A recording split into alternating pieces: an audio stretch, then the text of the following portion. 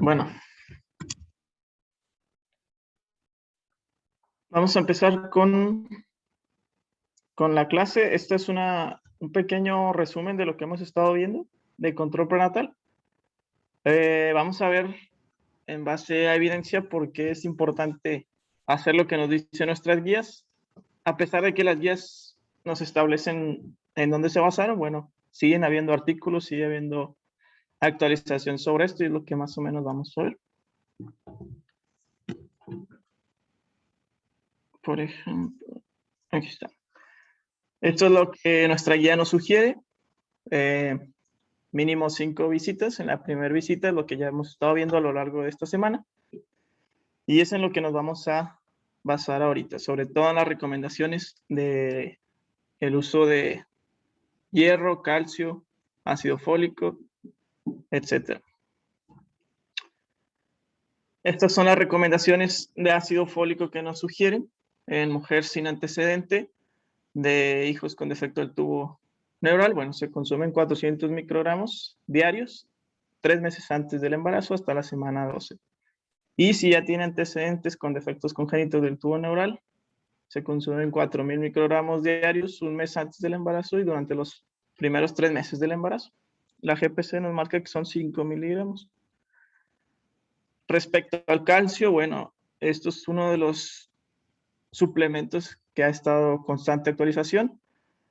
¿Por qué? Porque se ha demostrado que el consumo de 1.5 a 2 gramos diarios tiene una reducción en la presentación de hipertensión gestacional y preeclampsia. Primero vamos a ver la importancia de por qué solicitamos un ego y un urocultivo en la primera visita, en las 12 y 16 semanas. Además, nuestra guía también nos sugiere un seguimiento a las 18 y 20 semanas y a las 32 y 34. Vamos a ver el por qué hacemos esto.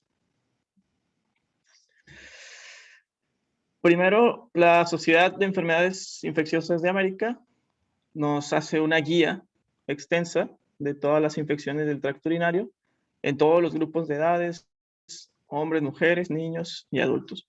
Y nos da la prevalencia de estas infecciones.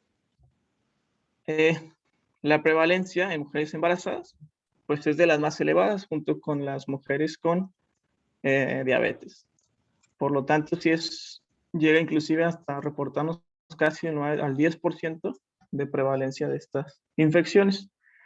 ¿Qué es lo que pasa con estas infecciones? Bueno, en una base de datos de Cochrane no se establecen qué va a pasar si damos tratamiento o no tratamiento en las bacteriurias asintomáticas. Aquí es donde nosotros vemos, primero, desarrollo de pielonefritis. ¿Qué es lo que pasa en el grupo control o que no se da tratamiento? Bueno, hay 208 casos por cada 1.000 personas versus si damos antibiótico, 48 por cada 1.000 personas.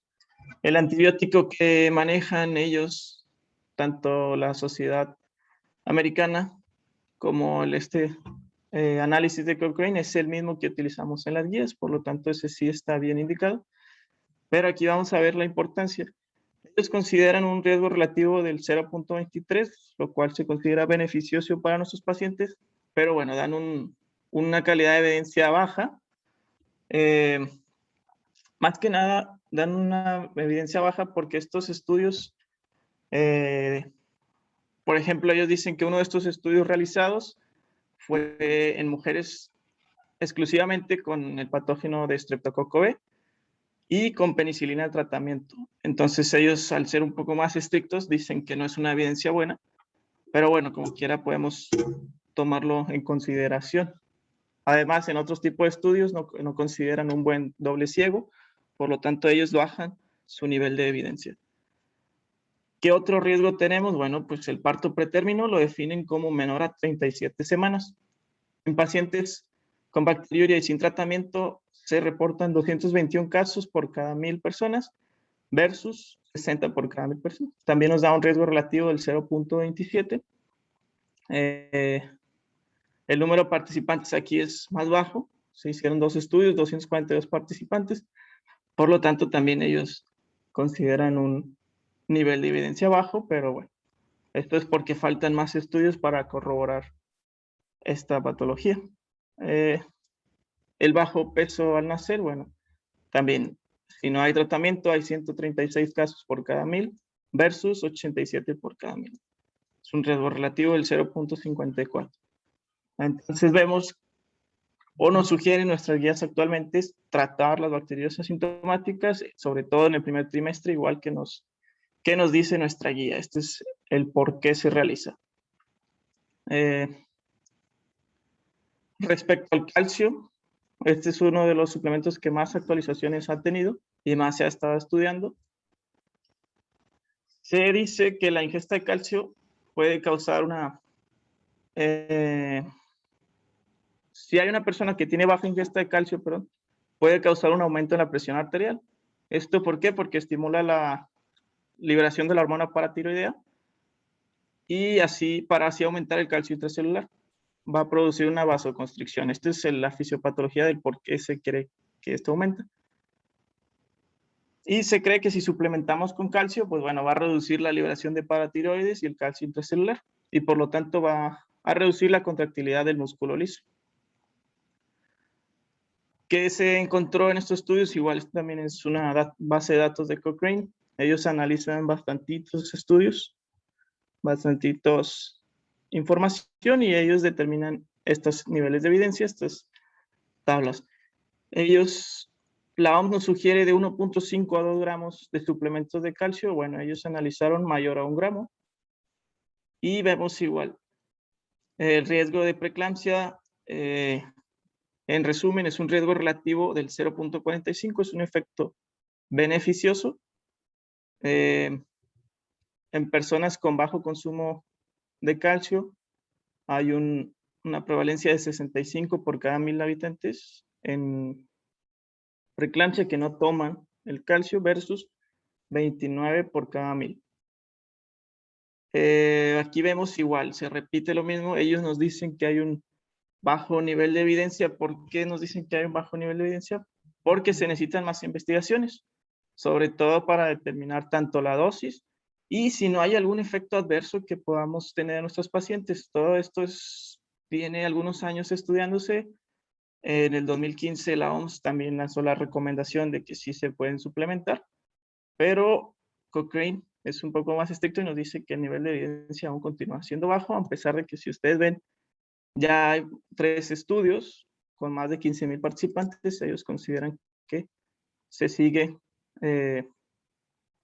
necesitando más estudios para esto. Pero como les marco aquí en rojo, el síndrome de HELLP también se vio aumentado con el consumo de calcio. Por lo tanto, hay que establecer bien las dosis y establecer si el riesgo-beneficio. De 1 caso por cada 1000 a 3 casos por cada 1000. Esto nos da un riesgo relativo de 2.67, y si se ven aquí, esto sí tuvo una calidad de evidencia alta. ¿Qué es lo que nos dice Cochrane respecto a esto? Bueno, que la incidencia o el riesgo sigue siendo disminuido, ya que se presentan en muy pocos casos. Pasó de 1 a 3 casos. Ellos dicen que no debe limitar los estudios, ya que la prevalencia sigue siendo baja. Eso es lo que nos dicen ellos.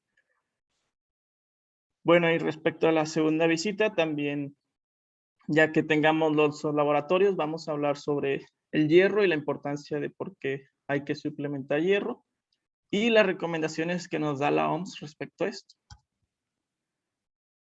¿Qué es lo que pasa con el hierro? Bueno, pues ya sabemos que hay una redistribución del volumen plasmático. Este va a alcanzar su valor máximo. Hay un aumento, lo alcanza a la semana 24, y conforme pasa las semanas va a ir disminuyendo aproximadamente a la semana 6 después del parto. Por ejemplo, aquí vemos la caída esperada o fisiológica, y después empieza otra vez a incrementar los niveles de hemoglobina. ¿Qué hemos visto con los niveles bajos de hemoglobina? Bueno, hay mayor riesgo de parto prematuro, mortalidad materno-infantil, enfermedades infecciosas. También se afecta el crecimiento y desarrollo, tanto en la etapa intrauterina como a largo plazo. Por lo tanto, se sugiere el suplemento de hierro, según nuestra guía, en pacientes con hemoglobina menor a 11. Según la OMS, también nos sugieren suplementar con una dosis más baja a pacientes a pesar de que no tengan anemia. Esto para evitar la anemia en posteriores semanas del embarazo. Aquí vemos, esta es una tablita que nos da la OMS de que es el beneficio de tomar el hierro. Y bueno, lo más importante es esto, que se previene la anemia materna al término del embarazo. Esto sí es una evidencia alta, tiene un riesgo relativo del 0,34. Los demás beneficios, pues bueno, tienen una calidad de evidencia baja. ¿Por qué? Bueno, aquí nos especifica el por qué ellos consideran que tiene una evidencia baja. La mayoría es igual, no se hizo bien el doble ciego, el estudio fue pequeño, los participantes son muy disminuidos, por eso ellos consideran este nivel de evidencia. Bueno, los efectos secundarios ya sabemos que son elevados en el consumo de hierro, que llegan siendo vómitos, sabor metálico, náuseas, diarreas, más que nada gastrointestinales son los efectos, pero sí se reportan en bastantitos pacientes. Y bueno, ¿qué es lo que nos sugiere o qué es lo que está considerando la OMS últimamente? A partir del 2015, 2014-2015, ellos nos sugieren suplementar a nuestros pacientes a pesar de no tener anemia. ¿Cómo nos sugieren hacer esto? Bueno, con un régimen intermitente. ¿A qué se refiere en un régimen intermitente? El consumo o el aporte de hierro 3 veces por semana. ¿Esto para qué? Para disminuir los efectos secundarios que vimos que pueden presentar. Entonces, ellos compararon a pacientes con el régimen diario versus el régimen intermitente y encontraron datos similares. Por ejemplo, en el régimen diario tenemos a 169 pacientes con anemia de cada 1000 versus 206 por cada 1000 en el régimen intermitente. Pero si vemos los efectos secundarios, bueno, en el régimen diario ellos encontraron 330 por cada 1000 versus 185 por cada 1000. Por lo tanto, ellos consideran que si es beneficioso este régimen intermitente, lo podemos nosotros también considerar. Todavía no se pronuncia como tal la OMS, pero ya lo podemos empezar a considerar para nuestros pacientes, sobre todo para reducir los efectos secundarios, ya que ellos nos dicen que por estos mismos efectos secundarios hay abandono al tratamiento, inclusive de las pacientes sin reportar al médico. Por lo tanto, podemos nosotros hacer algunas estrategias para evitar este abandono al tratamiento y conseguir nuestros resultados. Aquí está lo que ellos nos sugieren, la OMS, 120 miligramos de hierro elemental una vez a la semana. Hay otro régimen de 60, 3 veces a la semana. Ya es dependiendo lo que nosotros tengamos, en donde se va a utilizar en países donde la prevalencia de anemia entre las embarazadas sea inferior al 20%. Si es mayor al 40%, bueno, es un poco más la dosis, pero es para nosotros conocer que ya se está evaluando una terapia intermitente que probablemente en los próximos años sea autorizada y sea comenzada a aplicar en el país. ¿Qué otra cosa o por qué en esta semana debemos evitar o dar tratamiento a las infecciones del tracto urinario? Bueno, a lo largo de muchos años, si ven aquí desde 1964, se ha estado estudiando la asociación entre preeclampsia y las infecciones del tracto urinario. En resumen, se obtuvo un odds ratio de 1.31, lo cual sí nos sugiere una asociación negativa respecto a las infecciones de tracto urinario. Por lo tanto, nos siguen sugiriendo dar tratamiento y cada semana o cada consulta buscar la búsqueda intencionadamente de infecciones de tracto urinario. Esta es la línea de todos los estudios, está en el 1.31. sabemos que si atraviesa el 1, pues es un efecto negativo. Por lo tanto, ellos también nos dicen que hay que seguir estudiando. ¿Por qué? Porque hay que ver un mayor número de muestras, nivel socioeconómico, mayor cantidad de pacientes, pero como quiera nos dan la indicación de hacer el tratamiento a estos pacientes porque la evidencia nos está sugiriendo que está contraproducente. También nos tomamos la molestia de ir con los coordinadores a varios consultorios para que nos establecieran qué es lo que debe tener la nota médica de control prenatal. Esto debido a que pues, ellos hacen las revisiones, qué es lo que quieren en esta nota médica, y para nosotros tener en cuenta qué es lo que revisan, qué es lo que debe llevar. Y la verdad es que es una nota muy extensa, pero bueno, hice aquí un ejemplo, no es necesario que lo lea todo, pero vamos a establecer bien qué es lo que debe llevar. Primero, pues sabemos sus antecedentes personales patológicos, serofamiliares, ginecobstétricos, alergias, hospitalizaciones. Siempre es importante poner que fueron interrogados y negados por la paciente. Posteriormente a todos los antecedentes, vamos a incluir el motivo de consulta. Aquí vemos una embarazada de 33.4 semanas. Antes de que avances, David, disculpa que te interrumpa. Sí. A ver, vamos a ver quién está conectado. Ana Lucía, ¿por qué es importante que tú como médico conozcas los antecedentes heredofamiliares y los pongas en la nota médica de una paciente embarazada? ¿En qué te va a ayudar a ti como médico saber y preguntar este apartado de la historia clínica? Porque, bueno, son importantes, son factores de riesgo para ciertas enfermedades, ya sea la diabetes gestacional, la preeclampsia. Si tiene un familiar de primer grado con esos antecedentes, con diabetes o presión alta, pues puede también ser un riesgo de que la paciente pueda llegar a presentar esas enfermedades en el embarazo. Muy bien. Aparte de estas enfermedades, Nubia, ¿qué otras situaciones como factores de riesgo podrías detectar en una paciente embarazada? En todos, obviamente, son importantes, por eso van en la historia clínica, eso lo sabemos todos.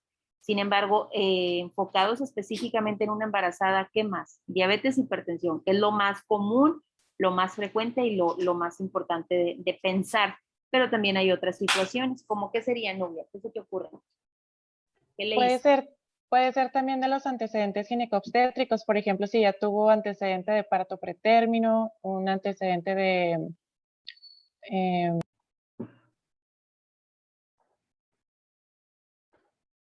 ¿De qué? por ejemplo, de datos de bajo peso al nacer, de alguna anomalía de hipotiroidismo, cualquier otra enfermedad del tamiz neonatal. Ok, muy bien.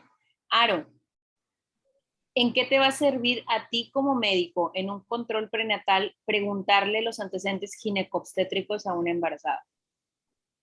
Bueno, igual nos basamos en esos antecedentes por a ver si hay algún antecedente, por ejemplo, de abortos, igual factor de riesgo más que nada para ciertas patologías que se No pueden... me digas ciertas, dime cuáles. Bueno, por ejemplo, eso de si la paciente ha tenido abortos, si la paciente ha, por ejemplo, si tiene cesáreas previas, eso ya son factores de riesgo, por ejemplo, para situaciones como ruptura uterina, pues más que nada para... También el número de compañeros sexuales como factor de riesgo de que tenga una enfermedad de transmisión sexual. Para decidir o establecer, sobre todo en este caso, muy buen punto, Ilse, definir si esta paciente es candidata o no, por ejemplo, a las pruebas de tamizaje. Recuerden que las pruebas de tamizaje tienen sus indicaciones y una de ellas es que tenga factores de riesgo para esa enfermedad. Entonces, un número de parejas sexuales, una vida sexual que a lo mejor, o actividades sexuales de riesgo, pues aumenta el riesgo o nos indica a nosotros que esta paciente tenemos que hacerle tamizajes de dichas enfermedades, ¿ok? también dentro de los antecedentes familiares podemos preguntar que si alguien en su familia tiene alguna, pues algún síndrome genético como el síndrome de Down o alteraciones del tubo neural. Muy bien, muy bien. Perlita, ¿en qué te va a servir a ti como médico ver la ficha de identificación de la paciente? No solamente la edad, porque a veces nos quedamos femenino de tantos años y empezamos el otro apartado de la historia clínica. ¿De qué te va a servir saber si está casada, si está soltera, si es de Veracruz, si se dedica al hogar, si trabaja? Pues yo pienso que desde que vemos la ficha de identificación podemos orientarnos a si nuestra paciente va a ser una paciente de bajo riesgo, de alto riesgo, desde que checamos, pues como dice usted, de dónde es originaria, su ocupación, su estado civil, podríamos pensar si tiene o no una red de apoyo cercana, si es soltera, si me explico, o sea, todo eso nos pudiera orientar a ver si eso va a ser un embarazo de alto riesgo o un embarazo que requiera un poco más de, pues, nuestra atención. Digo, todos los embarazos lo requieren, pero algunos que pudiéramos derivar a tiempo. Muy bien, muy bien. ¿Algo más? ¿Alguien más que quiera complementar? Yo quería ver si la Sí. paciente tiene historial de múltiples abortos, podríamos pensar en un síndrome de anticuerpos antifosfolípidos. También tendremos que saber si la paciente es RH negativa o positiva para saber si, y el padre también si es RH positivo o negativo, porque eso también podría causar abortos.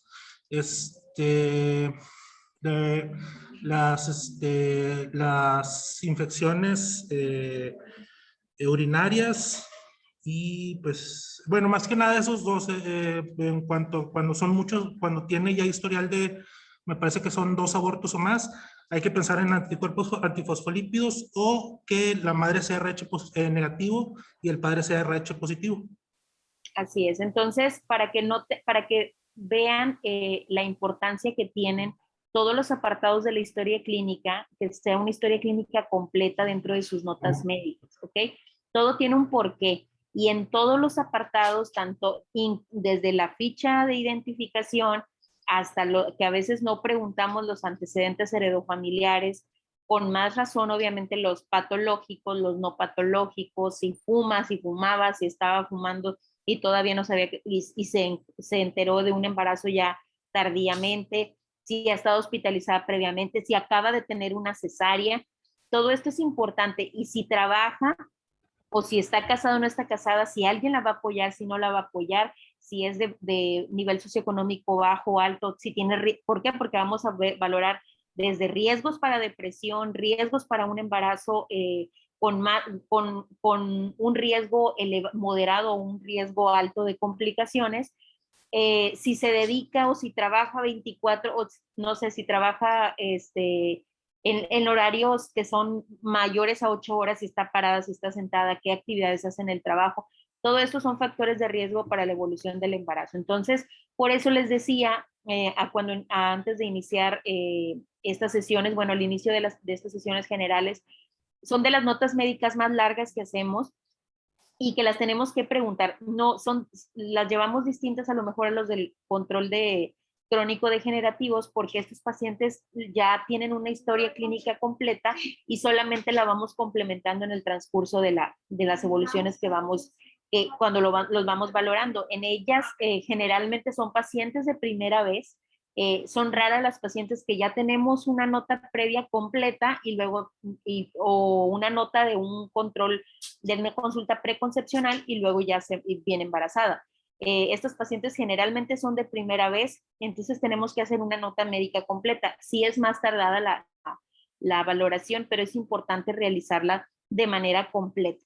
Y la única manera en que ustedes puedan adaptarse a los tiempos de hacer una valoración de un control prenatal con una nota, con una paciente embarazada y una nota completa es haciéndolo. No van a encontrar otra manera de poder tener la agilidad de poder hacer una nota completa, una valoración completa en un tiempo que tenemos establecido en el instituto, ¿verdad? Entonces, es importante que practiquen hacer las notas médicas de las pacientes embarazadas a los que se van a campo, llévense ya los puntos, como aquí nos los pone ahorita David.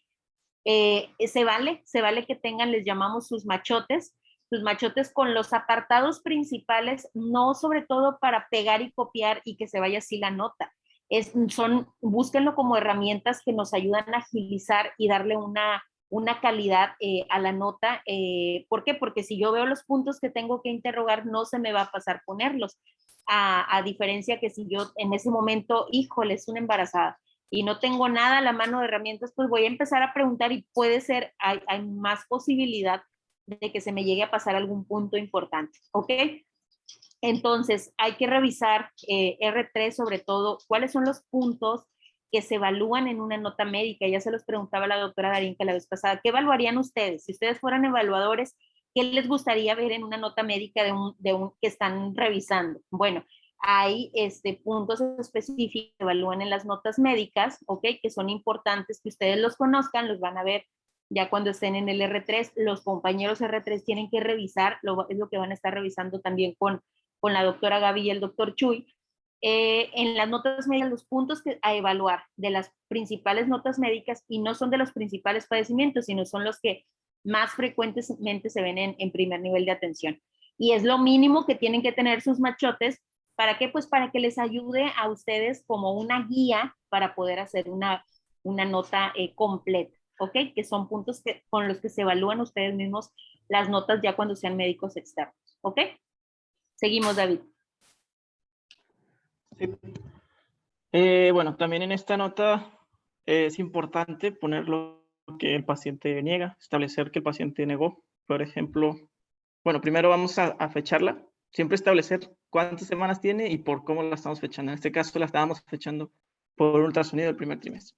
Después vamos a ver que el paciente, por ejemplo, niega datos de vasoespasmo, niega polidipsia, niega síntomas urinarios, niega sangrado. Todo esto vamos a ver que todo dice niega, niega, niega, pero es importante plasmarlo en la nota para saber que en esa consulta la paciente no tenía estos síntomas. Si no viene en la nota, pues es como si no lo hubiéramos preguntado, básicamente. ¿Qué más? Bueno, ya en la evolución de la nota podemos poner algún ultrasonido nuevo que tenga la paciente y hacer un pequeño reporte de lo que nos dice este ultrasonido. Respecto a la exploración física, es una exploración física un poquito primero normal y después dirigido. ¿Cómo hacemos la exploración? Igual que siempre, de arriba hacia abajo. Por ejemplo, aquí empezamos una paciente consciente orientada en sus tres esferas: pupila reactiva, isocórica, normoreflexica. Después pasamos a oído, cavidad oral, faringe, cuello y tórax. Dentro de la exploración más dirigida, bueno, pues es la de abdomen, donde vamos a incluir, por ejemplo, cuánto mide el fondo uterino de la paciente, los latidos cardíacos que tiene en este momento, y nosotros describir con las maniobras también de Leopold, podemos describir la presentación, el cómo está el bebé en esta cita. Además vamos a establecer bien en las extremidades íntegras si hay o no presencia de edema. Como quiera, muchos de estos datos en la nota pues nos obliga a preguntarlos para ir avanzando en la nota, pero como quiera es importante plasmarlos como tal escritos. Bien importante corroborar si hay movimientos fetales y actividad uterina. Después hacemos nuestra impresión diagnóstica y hacemos un resumen. En este caso la paciente quedó como un embarazo de 33.4 semanas por ultrasonido del primer trimestre, normoevolutivo, y bueno, a veces agregamos el más gestas unos, que esta paciente era su primer embarazo. En el plan establecer bien qué es lo que vamos a hacer, incluyendo la próxima cita. Aquí vamos a continuar con el suplemento de hierro en esta paciente. Se solicita un ego para la próxima cita. Plasmar que se explica las indicaciones para cuidar servicio de urgencias y de establecer cuáles son estas indicaciones que damos. En estas indicaciones, algunos médicos ponen con palabras que el paciente entienda. Por ejemplo, aquí vemos un video de oídos, lucecitas, para que plasmar que se estableció y se explicó a la paciente cuáles son estos datos de alarma. Bueno, se le oferta siempre cita abierta a urgencias y a este servicio en caso de ser necesario de la paciente. ¿Qué más vamos a establecer? Bueno, si hicimos alguna modificación o una implementación al estilo de vida, también lo ponemos. El evitar el uso de sustancias, la higiene y cuidados diarios, cuidados posturales, todo eso, lo que nosotros hablamos con la paciente, hay que plasmarlo también en la nota. Aquí está cuando se dio la cita en una semana. Aquí puse para incapacidad, la paciente no trabajaba, bueno, pero era un ejemplo de que hay que establecer por qué la estamos citando. Además, mencionar que ya fue a los servicios complementarios como es trabajo social, medicina preventiva, estomatología, enfermera materno-infantil, nutrición y planificación familiar. Y por último, si nosotros ya hablamos del método de planificación familiar con esta paciente, pues bueno, establecer que ya se habló, que dimos una hoja y un consentimiento, que es un procedimiento que se realiza, y cuál fue el método que se prefirió. Como vemos, es una nota bastante extensa, pero es importante, como dice la doctora, tener un apoyo para no olvidar nada, siempre y cuando no nada más copiemos y peguemos. Y bueno, vamos a continuar ahora con un tema que también es de relevancia, que nos pidieron hablar, de la incapacidad por maternidad. Este lo va a dar mi compañera Ana Karen.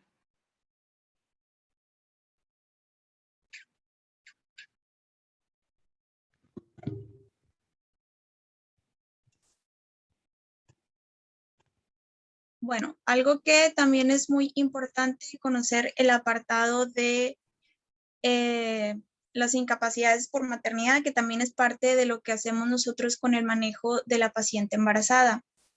Y pues la verdad a lo mejor muchos no tenemos la experiencia o no conocemos bien lo que es este proceso. La que sigue, por favor. Bueno, aquí es importante saber que las mujeres embarazadas aseguradas al instituto tienen el derecho durante el embarazo y el puerperio a un descanso y un subsidio que es igual a dinero del 100% de su último salario diario de cotización. Aquí nos vamos a basar en la Ley Federal del Trabajo, que es específicamente en el artículo 170, que nos habla de la protección de la maternidad. Aquí este artículo toca 3 puntos muy importantes que tenemos que conocer. El punto número 1 es sobre la expedición de este certificado único que se da por 84 días naturales, que sabemos que es el tiempo de descanso que se les da, el cual les ampara 42 días del periodo prenatal y 42 días del periodo postnatal. El punto número 2, también ya nos habla de situaciones pues extraordinarias, por ejemplo, en caso de que el recién nacido tenga alguna discapacidad o requiera atención hospitalaria, se prolonga este tiempo de descanso hasta de 8 semanas posteriores al parto, siempre y cuando pues la madre presente el certificado médico correspondiente que avale pues que el niño tiene algún problema. Y también es importante saber y conocer que también hay esta protección para las aseguradas que quieren adoptar. Entonces, cuando al adoptar a un infante, las aseguradas tienen derecho a 6 semanas con goce de sueldo igualmente del 100%, que inicia posterior al día en que reciben al niño. Que estos pues son los casos en los que podemos expedir este certificado por maternidad. Hay que ver unas principales consideraciones. Por ejemplo, este certificado se puede otorgar en los 3 niveles de atención. Por ejemplo, en primer nivel, pues cuando nosotros en la clínica estamos llevando a lo mejor un control prenatal de un embarazo normoevolutivo, sin factores de riesgo, o que la paciente tiene un control prenatal particular y viene nada más por sus incapacidades, y han dado caso de segundo nivel, pues en embarazadas con alto riesgo o que por algún motivo hay un parto pretérmino, ya llegan al hospital y ahí en segundo o tercer nivel ya se expide este certificado. Como ya les comenté, este certificado es por 84 días, nunca va a ser menos de estos días y es a partir siempre de la semana 34. Ahorita más adelante vamos a ver también un procedimiento que se llama transferencia de semanas. Importante saber que si es trabajadora IMSS se van a otorgar 90 días, o sea, 6 días más. Y este certificado se va a otorgar a partir de la semana 23 o cuando el producto haya pesado más de 500 gramos, ya sea un producto vivo o un producto muerto. De la semana 1 a la 22, si ocurre, pues ya sabemos que esto se consideraría un aborto, no se otorga este certificado y se toma como, en dado caso de que la paciente ocupe incapacidad, pues se va a otorgar como enfermedad general. Y una vez que se otorga este certificado, ya no hay cambios tanto en el descanso o en la prestación.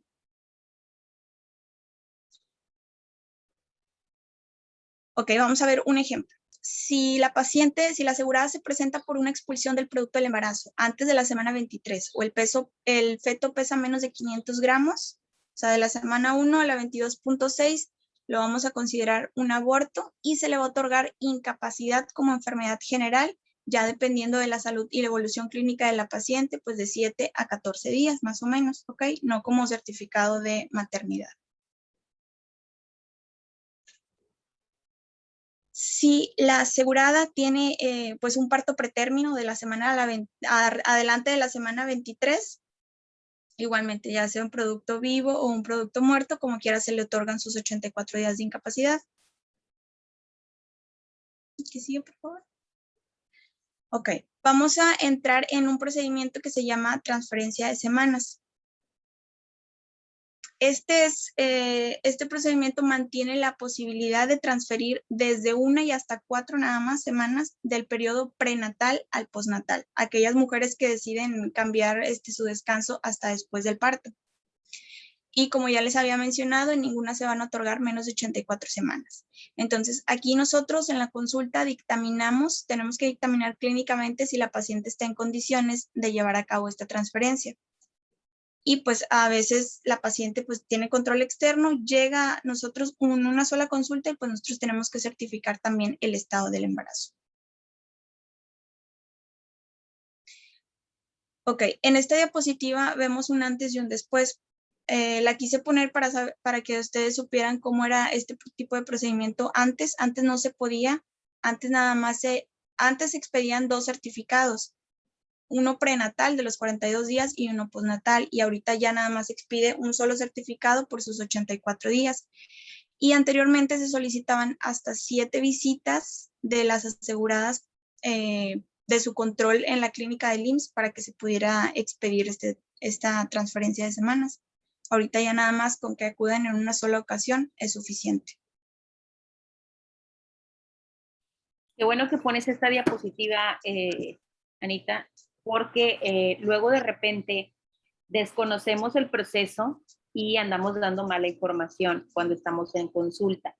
Tienen que conocer, sí puede ser que de repente tengan alguna idea de cómo estaba y en ese momento digan, no señora, es que ya no se le puede dar la incapacidad porque ya llegó a fuera de tiempo. Y resulta que las leyes han cambiado, las indicaciones han cambiado y pues obviamente también los manuales de procedimientos en este caso en embarazadas. Entonces, tienen que estar informados de cómo son los procedimientos actualmente, ¿ok? Porque hay cambios importantes. Ejemplo, a ver, vamos a ver. Mayra, si tienes una paciente en la consulta, llega de primera vez y tiene 38 semanas de gestación y viene a pedirte la incapacidad materna, ¿le vas a iniciar trámite de transferencias? ¿Le vas a dar la incapacidad? ¿O le vas a decir que ya no se le puede dar la incapacidad? ¿Qué le vas a hacer a esa paciente? Tiene 38 semanas, es su consulta de primera vez.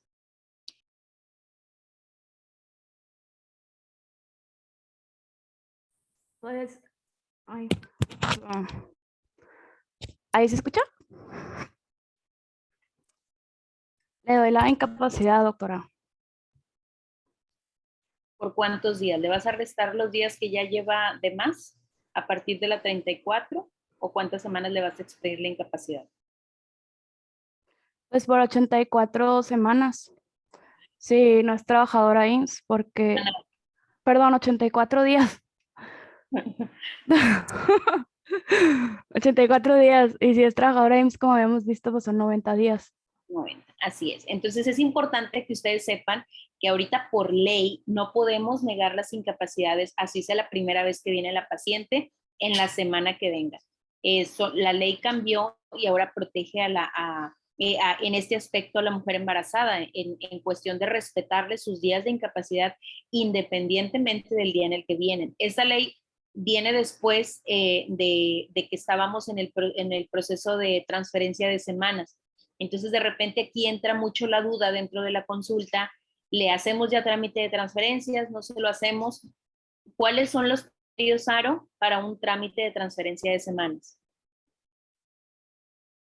¿Qué pacientes entran dentro de este procedimiento? ¿O quiénes son candidatos? ¿A quién le harías tú o a quién le autorizarías un trámite de transferencia de semanas?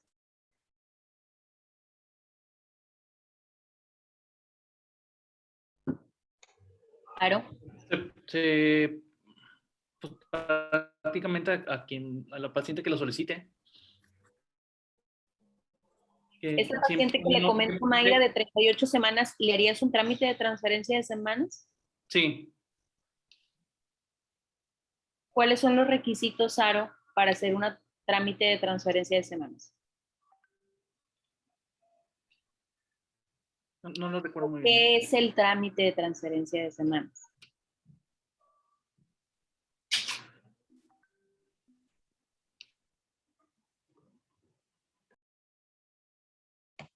Doctora, los requisitos para hacer un trámite de transferencia de semanas, pues es primero que nuestra paciente tenga un embarazo normoevolutivo. O sea, que el hecho de transferir esas semanas, pues no vaya a representar un riesgo para su salud. Muy bien. Principalmente eso. ¿Qué más, Sandy? ¿Qué otro requisito tiene que tener la paciente para que tú le puedas autorizar una transferencia de semanas?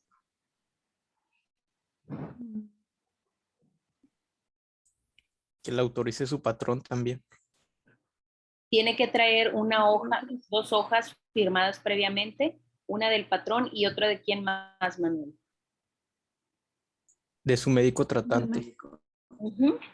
Así es, de su médico tratante. Muy bien. Entonces, una paciente que lleva un embarazo normoevolutivo y que ya trae una hoja previa autorizada en su trabajo, que la van a recibir con las semanas de gestación posteriores a la 34, y una hoja de su médico tratante, porque generalmente son pacientes que no las estamos viendo nosotros. También son pacientes que las vemos nosotros, pero tienen que tener una valoración extra por su ginecólogo particular, donde se autoriza, donde nos dice que hay bienestar materno-fetal, ¿verdad? Y el último y el más importante, ¿cuál es? A esa paciente de 38 semanas, tiene un embarazo normoevolutivo y tiene hoja de autorización del patrón y del ginecólogo, ¿le van a dar transferencia de semanas? Sandy. Perdón, doctora, es que no la escuché. A la paciente de 38 semanas de la que estamos hablando, ¿cumple con esos requisitos que ya dijimos? Ajá. ¿Es candidata para transferencia de semanas? Sí, es la primera vez que viene con nosotros y ya trae, no, en realidad no ocuparía transferencia de semanas, y nuestra obligación sería darle, como dijo Mayra, la incapacidad por maternidad de los 84 días. ¿Y por qué no le haríamos transferencia e incapacidad, sí, Sandy, tú misma? Bueno, en algún momento nos pasó esa situación en la consulta y nos decía el doctor que, como ya había transcurrido esas 2 semanas, pues no había necesidad de hacer propiamente ya el trámite. Ya pasaron las semanas, así es. La paciente necesita estar en qué semanas de gestación. ¿Qué es una transferencia de semanas? ¿Qué es una transferencia de semanas? A ver, Nieto, ¿qué es una transferencia de semanas? Sí, pues es cuando la paciente opta por preferir, digamos, irse menos semanas antes y más semanas después. Ok, entonces para poder hacer eso, pues necesita estar en un número de semanas específico, ¿verdad? sino cómo va a transferir, qué va a transferir si ya está en la semana en la que ella se quería ir. Entonces, un requisito indispensable es el número de semanas en la que tiene que estar la paciente para poder hacer esa transferencia. Ahora, por ley, les digo, si la paciente llega, si la paciente la tenemos que incapacitar, ¿en qué semana? ¿En qué semana se incapacitan a las pacientes, Nubia? En la semana 34. La semana 34. Entonces, si la paciente a la semana 34 nosotros le tenemos que expedir la incapacidad, ¿ok?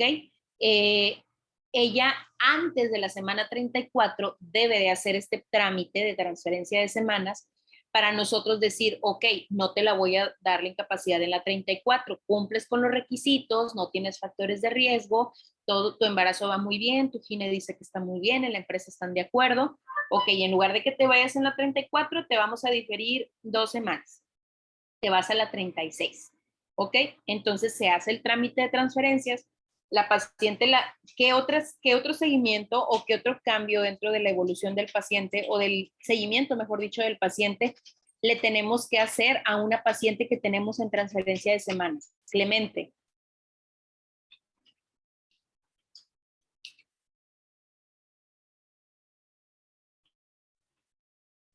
Clemente.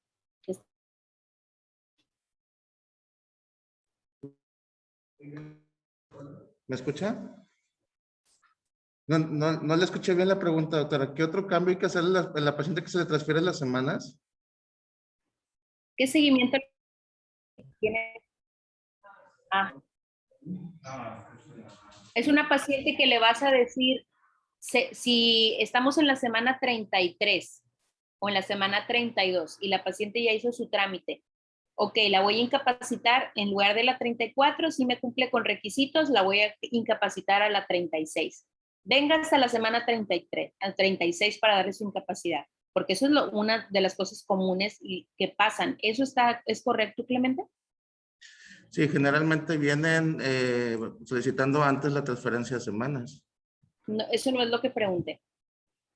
Sí, no, sí. ¿Vas a citar hasta el número de semanas que le vas a incapacitar o qué seguimiento le vas a dar a esa paciente? No, esa paciente, si se le transfieren las semanas, no la vas a citar a las 38 semanas, la tienes que estar citando en un periodo corto, porque haz de cuenta que su vigilancia prenatal continúa y hasta la semana 38 se le va a extender la incapacidad.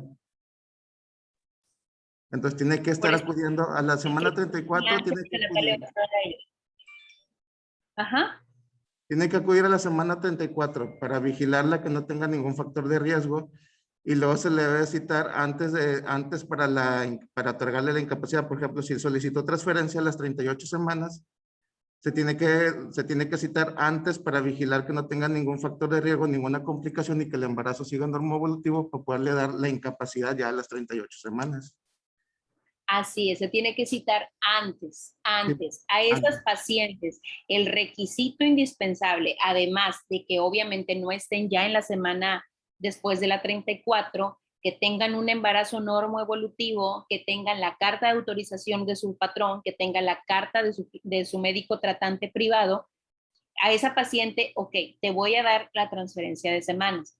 Sin embargo, vas a tener que tener una cita semanal aquí en la unidad para estar vigilando si se presenta algún evento que me diga a mí como médico tratante o como médico, en este caso su médico adscrito, que hay un riesgo alto de complicaciones, entonces se tenga que autorizar.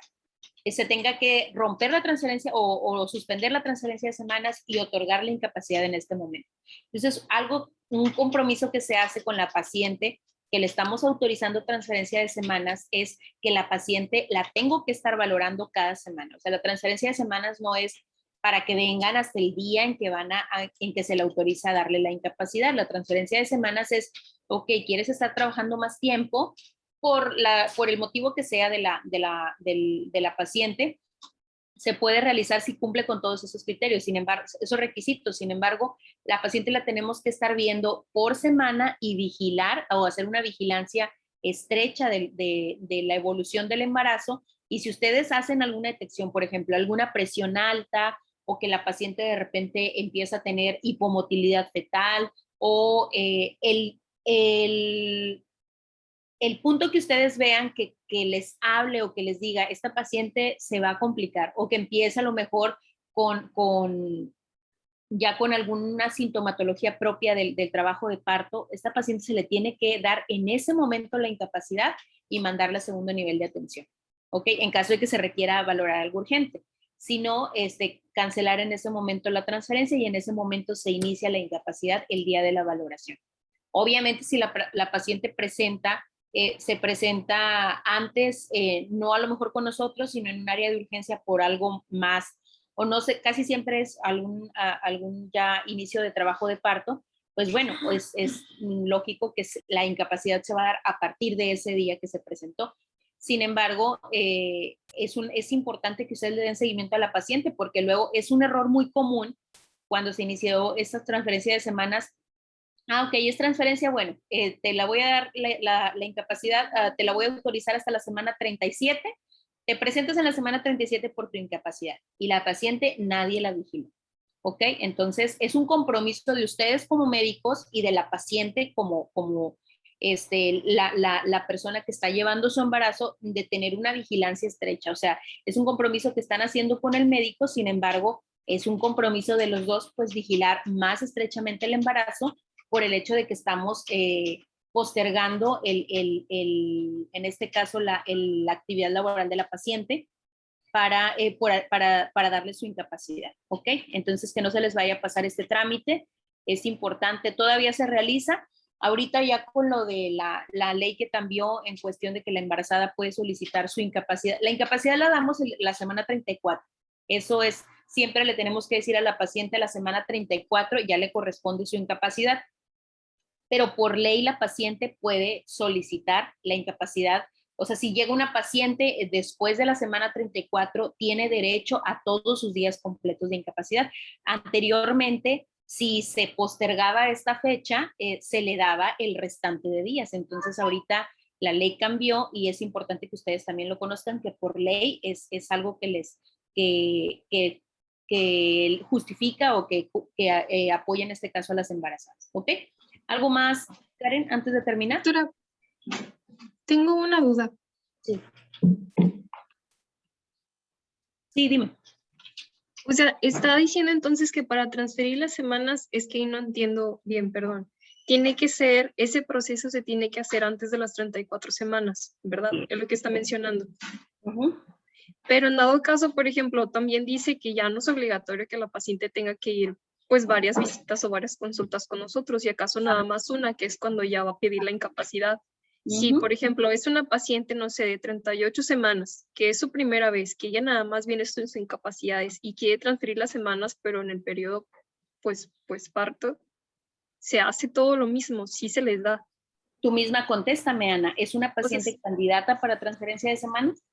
Esa es mi duda, porque o sea, se está definiendo como que eso se tiene que pedir antes de las 34 semanas. Si la paciente... No es una candidata para transferencia de semanas, pero sí es una paciente que tiene derecho a su incapacidad los días completos de incapacidad.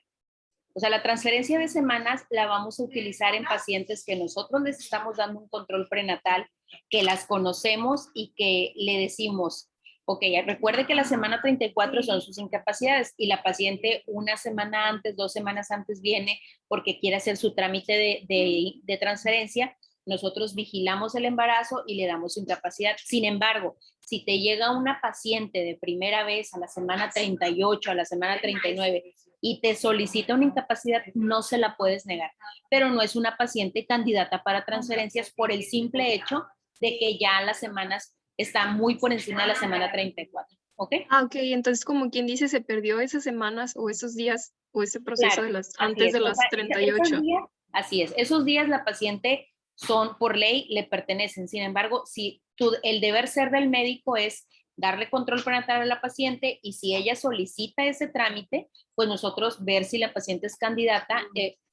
La idea es que la paciente, si quiere incapacitarse después de la semana 34, bueno, sea por medio de una vigilancia estrecha, que es el proceso del trámite de transferencia de semanas. Pero pues hay pacientes que no vienen a consultar o a lo mejor no están consultando con nosotros y solamente vienen por el trámite. Bueno, también tienen su derecho de gozar el número completo de días. ¿Ok?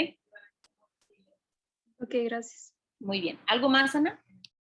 Pues no, ya todo lo comentó muy bien usted, doctor, y mis compañeros. Nada más, por ejemplo, también cuando la paciente quiere solicitar lo de la transferencia, se le pide un ultrasonido con vigencia máxima de 5 semanas anteriores a la consulta. Y pues la solicitud, ¿le puedes dar a la siguiente, por favor? La siguiente. Ya te leí, mire, no te preocupes, ahorita lo platicamos. Hay una solicitud de transferencia de semanas que la pueden descargar de la página del IMSS o también en los consultorios está este formato, que es lo que mencionaba la doctora. Vienen 4 apartados, que son los datos de la asegurada, los datos del médico institucional, del médico particular y del patrón. Esto lo comentamos con coordinación y nos mencionaron que a veces las pacientes no traían esta solicitud de transferencia y que como quiera se les hacía la transferencia de semanas, que no era como que un requisito obligatorio. Pero en la página de internet sí lo menciona como un requisito. Entonces, algunas pacientes lo van a llevar, otras pacientes no. Esto va a depender o va a ser criterio clínico. Ustedes como médicos tratantes son los que van a decidir si van a autorizar o no van a autorizar la transferencia de semanas. Aquí esto no es por ley, aquí es, yo soy el médico tratante, yo vi cómo estuviste en tu embarazo, vi que eres apegada, que no tienes factores de riesgo, que es a lo mejor tu primer embarazo, ha ido muy bien, no has tenido complicaciones, no has tenido hospitalizaciones. Bueno, como médico pienso que muy tranquilamente podemos extender en lugar de la 34 que te vayas, no sé, a la 35 o a la 36, 2 semanas. Sin embargo, no es regla, o sea, si la paciente, si ven que es una paciente con varias cesáreas previas, que ha estado hospitalizada o que es una paciente con alguna patología de base, no sé, que ya tiene diabetes gestacional, que ha estado descontrolada o que tiene hipertensión arterial, que se nos ha dado ahí un poquito de lata. Lata me refiero a que las consultas pues han sido un poquito de una vigilancia más estrecha. Es una paciente que está por demás decirlo y pensar como criterio clínico que no es una paciente candidata para que se vaya a casa después de la semana 34. Eso ustedes lo van a decidir como médicos. Por eso te comentan en coordinación. A lo mejor no es un requisito estricto de que traigan la otro documento, porque finalmente, aunque lo traigan, o sea, aunque venga la paciente con la hoja firmada de la empresa, con la hoja firmada de su médico ginecólogo, que a veces ni siquiera es su médico ginecólogo, si tú conoces a la paciente y sabes que se va a complicar, tú puedes decir, no tienes, no te voy a autorizar esa transferencia porque tienes un alto, y lo pones en la nota, porque no se autorizan las incapacidades o la transferencia por alto riesgo de complicaciones. ¿Ok? Entonces, esto lo deciden ustedes. Aquí, mire, sí se dan las 84 días a partir de que se expide la incapacidad. Eso es por ley lo que les comento que le corresponde a la paciente. Siempre disfrutar los 84 días independientemente del día en que se empezó la incapacidad. Pero si fue por transferencia, pues obviamente es un trámite que ustedes autorizaron, o si es porque la paciente llegó a destiempo, pues con más razón a esa paciente ni de chiste le voy a decir, no, haz trámite de transferencia y demás, porque es una paciente que ni siquiera conozco. Es una paciente que llega al control prenatal de primera vez a solicitar su valoración, le hago su consulta médica de primera vez, le solicito los laboratorios urgentes, pero esa paciente ya se va desde ese día con incapacidad. ¿Ok? Muy bien. ¿Algo más, chicos? Doctora, así súper rápido nada más. Sí. Bueno, estaba checando que también se puede hacer ese trámite en línea, no lo de las transferencias de semanas, pero sí una incapacidad por maternidad a partir de las 34 semanas. Ya se puede hacer desde la aplicación de IMSS Digital y ahí se cargan todos los documentos y ya el médico de su unidad sería el encargado de revisar que pues sea correcto todos los datos de la paciente, ¿no? Y uno de los requisitos pues es precisamente que esté dada de alta en su familiar. Así es. Ajá. Mientras ustedes sean una paciente que ustedes le dieron seguimiento, las decisiones prácticamente van a ser de ustedes. Ustedes van a saber cuál es el riesgo de esa paciente, el riesgo obstétrico, y pues ustedes saben qué define el riesgo obstétrico, ¿verdad? Creo que ya lo hemos estado hablando hasta el cansancio desde que empezamos esta programación. ¿Qué pacientes son de alto riesgo, de mediano riesgo o de bajo riesgo de complicación? Y de acuerdo a todo esto, es la decisión de ustedes la que va a influir si esta paciente se va en la semana 34 o incluso si se va antes o si se va después. Antes me refiero a que si se llega a presentar una complicación, no sé, una amenaza de parto pretérmino o demás, pues esa paciente se va desde antes de segundo nivel y casi siempre desde allá ya nos llegan para solicitar la incapacidad. Y o si ustedes van a autorizar la transferencia o si la paciente ya viene después y solamente le van a expedir la incapacidad, pero siempre los 84 días, si no es una trabajadora IMSS. ¿Ok? Muy bien. Bueno, bueno, muy buena clase, chicos. Felicidades. Excelente. Y nos vamos a conectar ahorita a las 11 de la mañana para la sesión de pediatría. Solamente los que están en casa, los que están ahorita aquí en el aula, bajan a sus servicios y ya se quedan allí, por favor. Antes de que se me desconecten, se me olvidó compartirles una información importante el viernes. Necesito, por favor, que quienes ya ocuparon sus lockers, no es una noticia tan agradable, pero se nos avisó que se nos van a quitar algunos lockers. No vamos a contar con todos los que están allí, entonces se va a volver a hacer una reasignación de lockers. Si alguien ya tiene algunas pertenencias personales ahí, por favor, nada más retirarlos en el transcurso del día, ya que veamos con cuántos vamos a contar y qué números son, les pasamos nuevamente la reasignación. Ok, vamos a ver ahorita la manera de que quede pues, lo mejor distribuido posible. Que no es una noticia tan agradable ni siquiera para nosotros, pero bueno, tenemos que seguir las indicaciones. Ok, entonces nos vemos a las 11, chicos, que tengan bonito día.